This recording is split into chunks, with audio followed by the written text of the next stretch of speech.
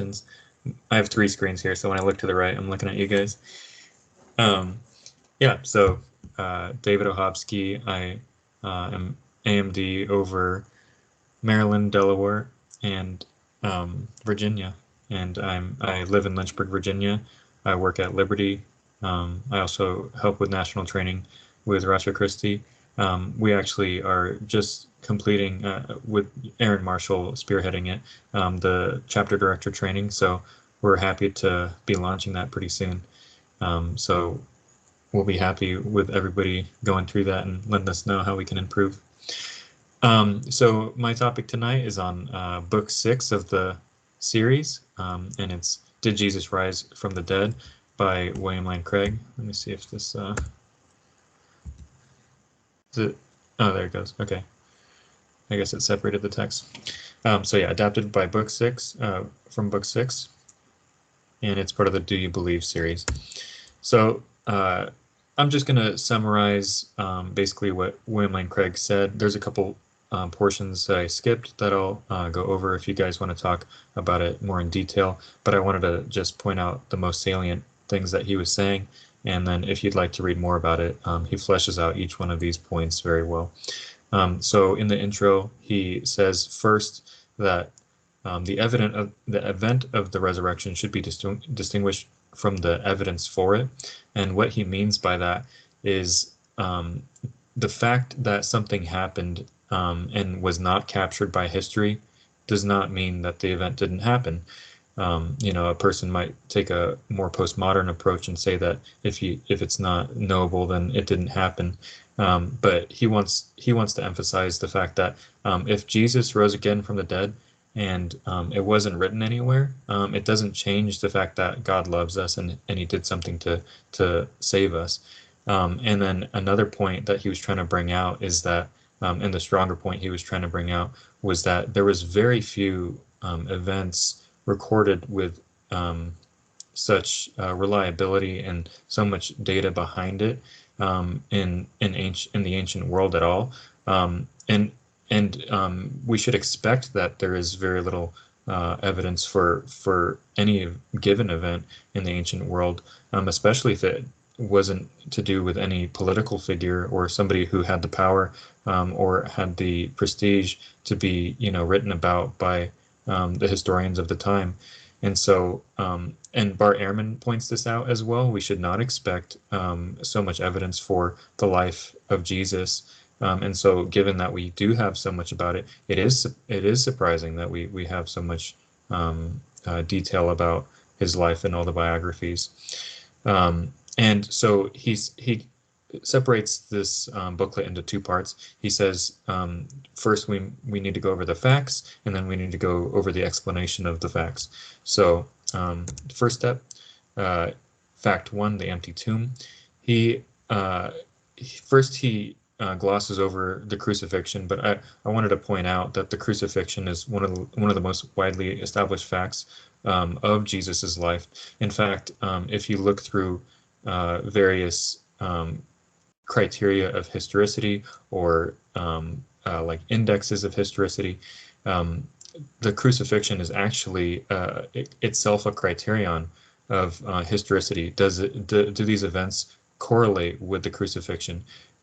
Because of how embarrassing it was and how unlikely it would have been invented by the Jews or embellished in such a way that it happened, or looking back on history, scholars copying it, they would be unlikely to copy it just because it seemed so embarrassing. It's one of the most likely events to have happened, so it actually provides probability by corollary when you say that some other event can be explained by the crucifixion.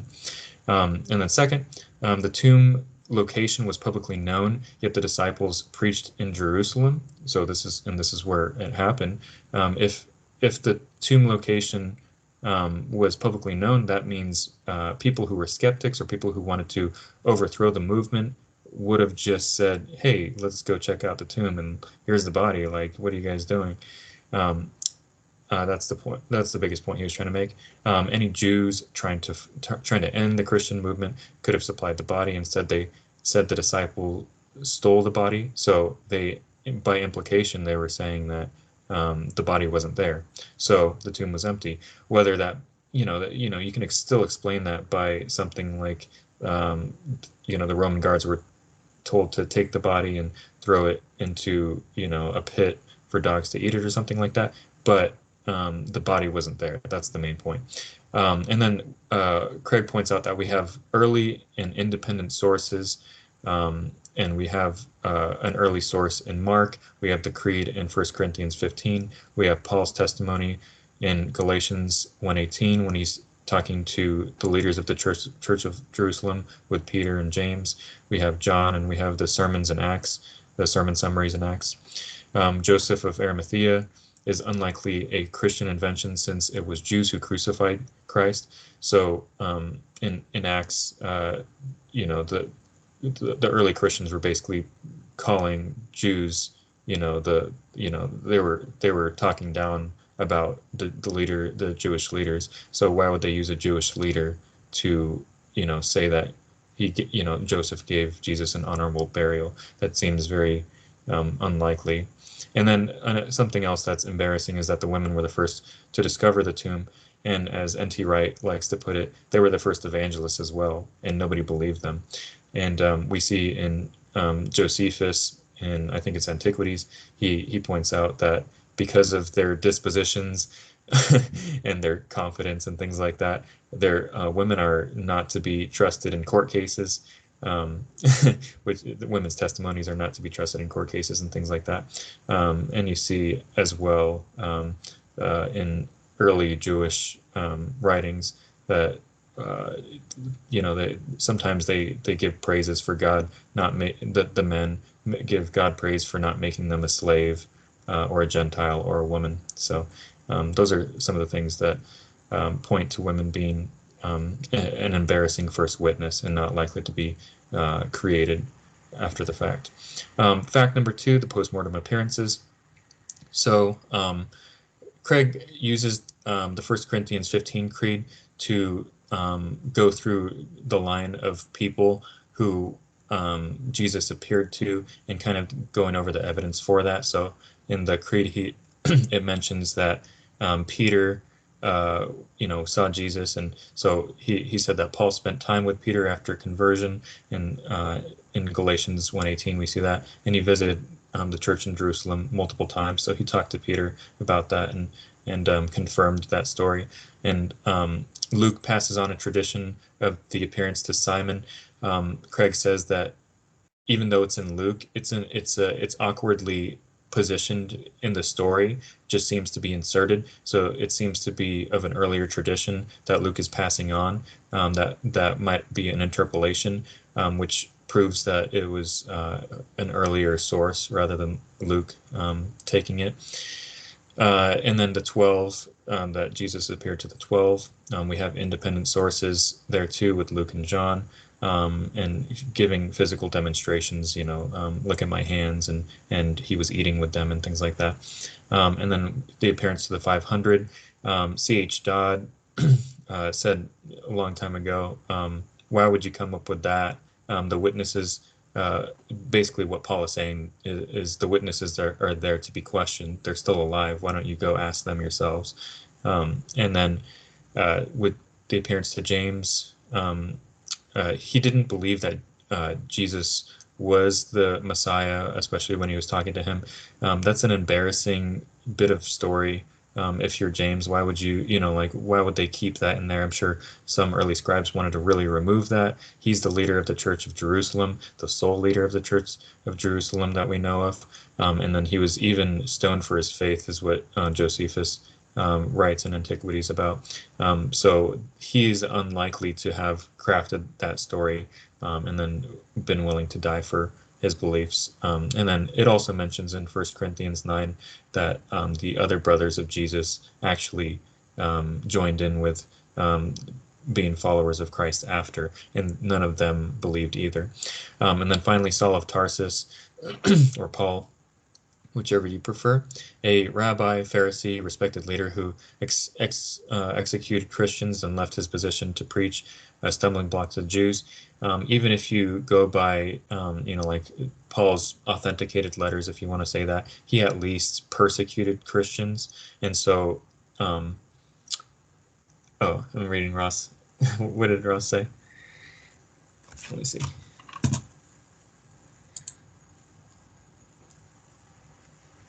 Oh, I can't see the chat. Sorry, I forgot I'm logged in my other account.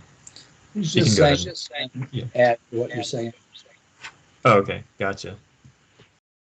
Yeah, and so Paul is one of the best people to get reliable testimony from, because he is completely the worst person to have been invented. Like nobody would want to invent a person like that. That just he was a great leader within the Jewish community, and he was persecuting Christians, and then all of a sudden, he just seemed to turn into a Christian. There's no sign of secret affinity towards Christianity or anything like that, or there's no incentive for him to become a Christian and then suffer for so long and then eventually die for his faith and things like that. So for his appearance, that's a very major one, and this is one of Gary Habermas's and Mike Licona's minimal facts, is the conversion of Paul. Paul implies the appearances were physical. He describes the resurrection of the soul and the body separately. He gives different descriptors for the resurrection of a spiritual resurrection and a bodily resurrection. He distinguishes also between the appearance and vision of Jesus. There's appearances and visions that the New Testament records, and they make that strong distinction between this was Jesus physically, and then this was just a eschatological vision I was having of Jesus or something like that. The physical appearances would be foolishness to Gentiles and a stumbling block to Jews, while visions would be harmless. If it weren't physical, why the Jews would be totally fine with that. It'd be innocuous. Why would they have to combat that? Denials of the bodily nature of postmortem appearances are philosophical, not historical. The assumption should be it should not be a priori that there was no bodily resurrection. It should it's on another person to say that it was immaterial. And Peter Slezak says, for God who created the universe, the resurrection is child's play. So if God exists, this is it's not so against the laws of nature or something like that to hold that Jesus couldn't have been resurrected. Fact number 3, the origin of the Christian faith. The disciples pinned nearly everything on the belief that Jesus rose, making him Lord and Christ. And it's, for everybody who's interested in early Christian theology and Trinitarianism, the identifier as Jesus as Lord is huge, because you're not even just giving him authority, you're giving him the position of one with Yahweh. And you see that all across, the New Testament, but you see that especially in the sermon summaries. Jesus is always mentioned as Christ and or Lord, and it's pinned alongside the resurrection, and everything else follows that. To Jews, the Messiah was supposed to be a triumphant political figure, not humiliated on the cross. If you read intertextual literature of the Second Temple Judaism, you see this everywhere, that the Messiah was not supposed to be this cursed on a tree individual. He's supposed to be like just coming in glory and on the clouds and just tearing apart every other nation and things like that. So the origin of the Christian faith is it's something that the disciples wouldn't have created, and they stake a lot on it.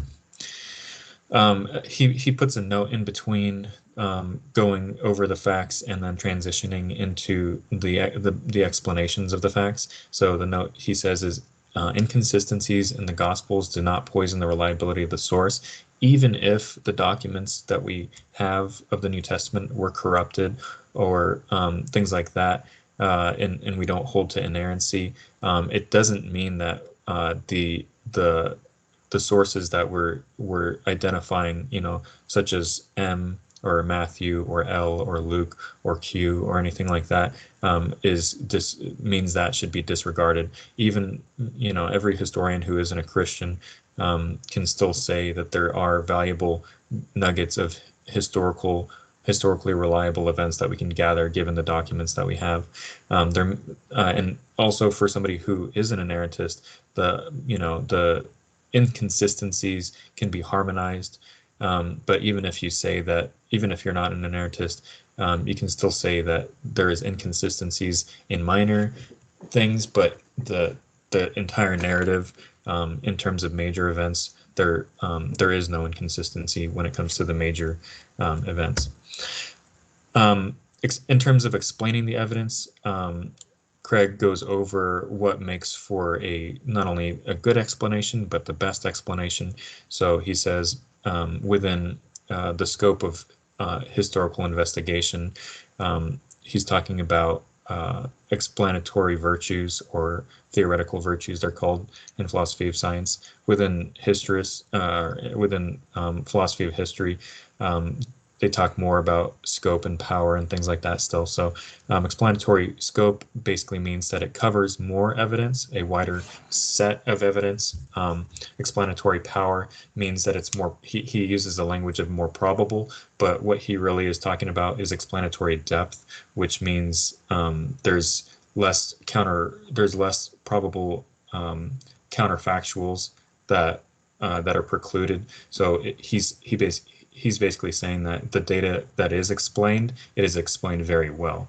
So it covers descriptive thickness of that data. The plausibility, what he means by that is it fits along with our background knowledge, our background general knowledge. It's not contrived. What he means by that is that beliefs, these are contrived beliefs, are just ad hoc things that are added on with no independent evidence for those beliefs, just to try to explain what's happening. When a hypothesis has these ad hoc contrived beliefs, it makes it less likely, and it's disconfirmed by fewer accepted beliefs. This is basically another way of stating plausibility, but in the reverse. So it's instead of being fit with our background knowledge, these like the contrived beliefs, they're unfit with our background knowledge. And then a best explanation fits with 1 through 5 better than rival explanation, so that becomes the best explanation. So he basically comes up with how many? He comes up with 5. Okay, 3-minute warning. Gotta run.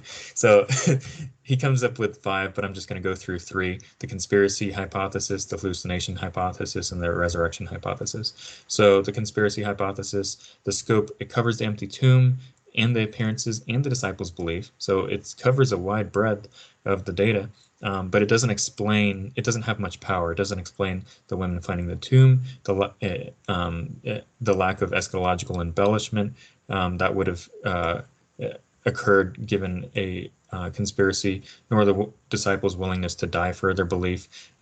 Plausibility-wise, it's implausible to hold that the Jews would create a shameful, I meant to put death of a Messiah, and the copycat myth hypotheses were over-exaggerated, which is required. It's a corollary to a conspiracy hypothesis. And it seems to be contrived. There's no independent evidence to show that a conspiracy occurred. It seems disconfirmed by our general knowledge of modern-day conspiracies. Hallucination hypothesis, the scope doesn't explain the empty tomb or the origin of the disciples' belief in the resurrected Christ. Bereavement visions do not increase plausibility of the latter, because it just shows that the person was actually dead. It just gives more evidence that they were actually dead rather than giving evidence of somebody believing that they would have resurrected. In terms of power, it doesn't explain the appearances, judging by any psychological casebook that we have today. Plausibility-wise, it requires a psychoanalysis of Peter and Paul having guilt complexes, yet Paul found himself blameless. And also we know that psychoanalysis is not useful just generally, but also especially in historical investigation. seems contrived and disconfirmed. So I'll just skip through because I know I'm out of time. But the resurrection, he says, it explains all three facts. It explains them very well. It predicts the empty tomb, the appearances, and the beliefs. It seems it is exponentially plausible once we consider Jesus' unparalleled life and radical personal claims, especially given the existence of God. It would only be contrived if God did not exist. But given that God does exist and the arguments that we have for that, and it should be expected, given some religio-historical context, as a sign of God's approval of that figure's life and claims. It would only be disconfirmed if the generalization "dead men do not rise" holds, but that would require that the laws of nature are metaphysically necessary rather than just descriptive regularities. And God raising somebody is very different than dead men just staying dead. So that's pretty much the end of it. I'll skip the little quote. This is at the end of the booklet, so you guys can read that. Basically, it's just Craig saying he was very surprised at how much evidence there was once he was investigating this for his doctoral work in Germany. But yeah, this is the graphic for the book. Time for discussion, I suppose, if we have any time for that. Well, we do. Great. You want to say something about your circumstantial evidence? Yeah, I thought I second that applause I see there. Yeah, can I wait till the next meeting to do mine now? I don't have all this fancy stuff. I can go in between. I don't have nearly as much as I actually had two atheists used to attend our racial Christi meetings, and one of them, but one of them in particular absolutely refused to give up on the hallucination theory. And I was like, brother, they wanted to argue group sightings, Catholics seeing Mary. And I said, fine, you can have it, but that doesn't explain these other 11 facts. I'll even give it to you. And he still, that was his hang up for years, literally years, because they made it a point to show up at all of our meetings. Is that the one you're on that video recording with? No, but that was his buddy. His buddy come in one night. They professed to believe, obviously, they were more relativists or whatever. And his buddy came in one night late, and I was like, "What's up with that?" He said, "Somebody stole my bicycle." I was like, "Man, don't you wish you could say that was wrong?" And he just looked at me, and he was like, "Ugh." "Oh well, that's my two stories." That's good. You might have some come back for the hallucination. I was going to point out on page 12 when you said the thing about the Jews had no concept of a Messiah who would be a criminal as opposed to taking over the Romans and so forth. One of our colleagues, Eric Chabot in Ohio, has got a book that he talks about some evidences for a Jewish awareness of a suffering servant. Nothing as I mean, when I first read that, I thought of Chabot's book, not as developed as the way Craig unpacks it there by saying the whole thing of a brutal crucifixion death and so forth, but kind of a Joseph school did you have any pushback yourself or complimentary things that you'd want to add to what Craig said? I appreciated you saying something right at the start about the crucifixion. You didn't really underscore that, but you went after that. Was that helpful? And Ross, I do want to know what questions you may have for David about that distinction between circumstantial evidence, and I think you said Paul was both circumstantial and evidentiary. So, yeah, I just wanted to say that was an excellent summary. Wow. I mean, that's a great booklet for a chapter director to have, and of course, your presentation would be a wonderful one to give at a meeting. Rosh Christi meeting would engender a lot of discussion. So, thank you. And I was just commenting on the side, with my work on, evidence for the resurrection. I was just putting in some little comments as you were going along. And one of the things at the end, and I think this is interesting, a lot of scholars in the Christian community have actually bought off on the guilt hypothesis, that somehow guilt can be a means to have a hallucination. But when I actually went into the literature and looked at it, the guilt is not a way for someone to have a hallucination. There was some speculation in some of the books, but when you read the clinical books, guilt is not one of the causes to have a hallucination. So I thought that was interesting. Yeah, I have something to say on that because Dr. Habermas had us write like these quick little argument summaries for one of the classes I took with him, and so one of them was on hallucinations, and so I actually looked at the some medical dictionaries and psychiatric textbooks and things like that, and tried to come up with the closest things I could find, and I pulled it up really quick so I can share my screen. So like, oh, it just took you guys away. 1 second. There you are. So hallucinations are not, these are just arguments to rebut claims that have been made. And actually, Habermas develops these even further. So this is just a start, but just to look at it, hallucinations are not contagious. The preconditions for hallucinations were lacking. So the disciples were despairing, fearful, without hope or joyful expectation. The disciples did not expect a resurrection, even though he mentioned as seen in their doubt, nor were there similar contexts that would make divisions more likely. In conversion disorder, you would expect neurological paralysis, because these are things that people have claimed. Well, there's something called conversion disorder that explains it. Well, that would require paralysis, blindness, seizure. These there would be multiple symptoms, but the symptoms are likely a result of stress or neurological trauma. It would only account for Paul's appearance, not the rest. It cannot account for the empty tomb. Paul does not fall under the categories of people who suffer this illness. It does not explain the voice or new beliefs about God. It's not some mass sociogenic illness such as mass hysteria, like tulipomania, or something mass. That was Bart Ehrman's thing. Like this is like this was a legendary thing that was brought about, that developed, and based on like some psychogenic analysis, we can attribute this to the effects of many people believing something and passing it on. Well, you'd need something you need some major event like some sociogenic illness or something to spur that on, but nothing in the casebooks show that.